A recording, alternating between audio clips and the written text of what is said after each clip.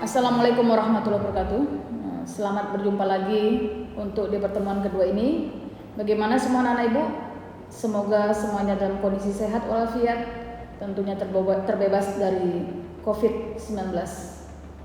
Itu harapan kita yang terbesar sehingga kita nanti cepat terlepas dari kondisi hubungan jarak jauh. Semoga selanjutnya kita bisa bertemu di sekolah. Oke, yang kedua, sebelum masukin materi, Ibu minta kamu semuanya absen. Absen tentunya dengan cara membuat komen di video Ibu nanti. Oke, selanjutnya kita ke materi, yaitu hakikat hak dan kewajiban warga negara. Itu semuanya tercantum di dalam konstitusi negara yang terdapat di dalam pasal 26 sampai dengan pasal 34 Undang-Undang Dasar 1945.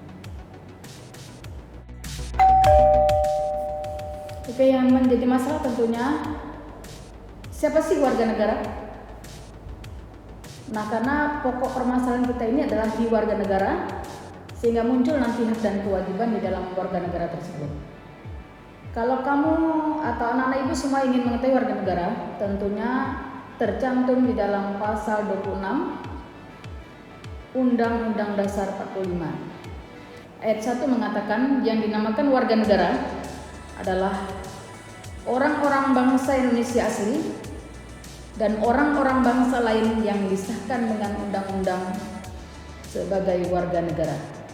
Itu yang dinamakan sebagai warga negara. Jadi ada dua, yaitu bangsa Indonesia asli dan orang-orang bangsa lain yang telah disahkan oleh undang-undang. Kemudian di 26 ayat 2-nya itu tercantum tentang penduduk. Penduduk itu siapa sih? Mereka lah warga negara Indonesia dan orang asing yang berdomisili atau bertempat tinggal di Indonesia. Hak warga negara yang paling utama itu misalnya adalah tercantum di pasal 29 ayat 2, di mana di sana diwajibkan atau diberi jaminan kepada setiap penduduk untuk memilih agama dan beribadah menurut kepercayaannya. Nah, kenapa mesti penduduk? Karena di dalam penduduk itu termasuk di dalamnya input di dalamnya adalah warga negara Indonesia. Oleh karena itu, karena agama ini merupakan hak yang paling individu yang ada pada manusia untuk berhubungan dengan penciptanya, maka kemudian dicantumkan sebagai bukan hak warga negara, tetapi beragama itu merupakan hak penduduk. Oke, macam-macam hak warga negara juga akan kita temukan di dalam kehidupan kita sehari-hari. Contohnya adalah yang terdapat di dalam pasal 28D ayat 1, di mana adanya perlakuan yang sama di dalam hukum. Jadi setiap orang itu sama perlakuannya di dalam bidang hukum, tidak bisa tebang pilih atau tidak ada pilih kasih. Semua telah diatur di dalam Kitab Undang Hukum Pidana atau Kitab Undang Hukum Acara Pidana. Begitu pula dengan Kitab Undang Perdata dan Kitab Undang Hukum Acara Perdata. Jadi KUHP,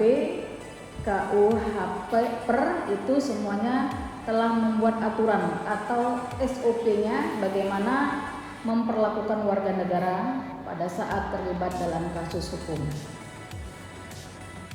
Oke, selanjutnya adalah hak warga negara untuk mendapat upah yang layak atau mendapat penghidupan yang layak. Itu tentunya tercantum di dalam pasal 28D ayat 2.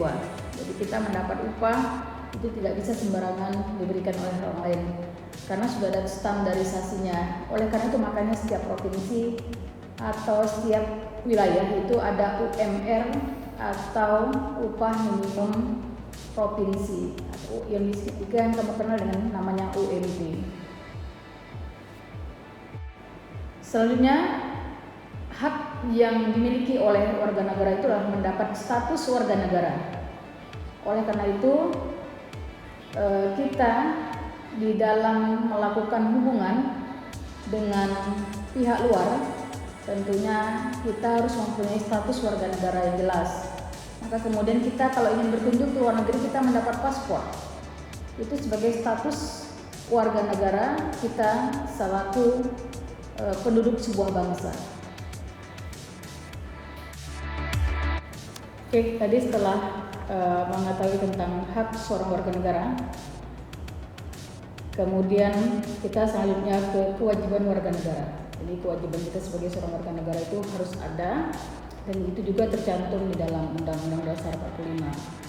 Contohnya adalah 1. Kita membayar pajak. Dengan pajak itulah nanti dikelola oleh negara untuk pembangunan negara. Oleh karena itu sekali lagi membayar pajak ini merupakan sebuah kewajiban. Kemudian yang kedua, ikut serta di dalam pembangunan negara. Jadi itu bisa kita implementasikan pada saat kita hidup di masyarakat, misalnya mulai dari ikut serta dalam gotong royong, ikut serta membantu masyarakat yang sedang mengalami kesusahan dan lain sebagainya. Kemudian ketiga, taat akan tata tertib dan peraturan.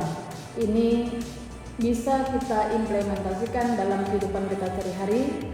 Misalnya saja pada saat kita berjalan di jalan raya, kita mengambil posisi kalau berjalan kaki di sebelah kiri, atau apabila kita menggunakan kendaraan, maka ikuti peraturan yang telah ditetapkan oleh Polantas. Misalnya menggunakan helm, kemudian berhenti sesuai dengan tempat pemberhentiannya, kemudian tidak melewati marka jalan dan lain sebagainya.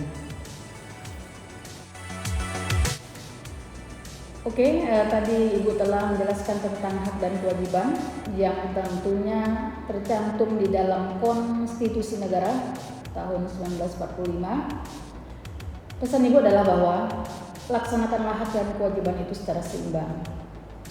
Orang yang melaksanakan kewajibannya, insya Allah hak akan melekat pada dirinya. Dilaksanakan kewajiban, hak akan kita peroleh. Nah, untuk penutupnya, Ibu akan memberikan quotes buat kamu semuanya.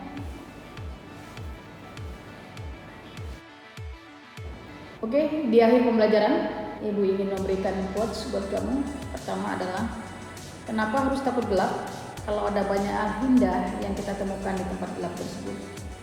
Yang kedua, betapapun tajam pedang keadilan, ia tidak akan memenggal orang yang tidak bersalah. Demikian untuk tugas selanjutnya akan Ibu sampaikan melalui Google Form, melalui kelas Google Class. Terima kasih. Wassalamualaikum warahmatullahi wabarakatuh. Salam kangen dari Ibu.